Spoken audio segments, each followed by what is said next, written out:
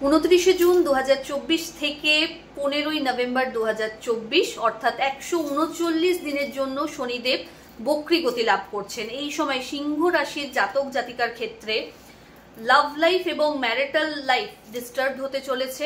যাদের বিবাহ নিয়ে সমস্যা হচ্ছিল, ডিলে হচ্ছিল, সেটা আরো ডিলে হতে পারে। এবং যারা অলরেডি রিলেশনে রয়েছেন, হাজব্যান্ড ওয়াইফ যারা, তাদের ক্ষেত্রে একটা আন্ডারস্ট্যান্ডিং গত প্রবলেম আসতে পারে। অহেতুক ভুল বোঝাবুঝি, ইগো ক্ল্যাশ আপনাদের মধ্যে জেনারেট হতে পারে। চেষ্টা করুন এগুলোকে প্রথমেই কন্ট্রোল করে নিতে।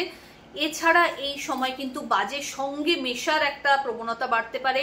লোকের কথায় গা ভাসিয়ে নিজের ঘরে অশান্তি ডাকার একটা প্রবণতা এই সময় বাড়তে পারে।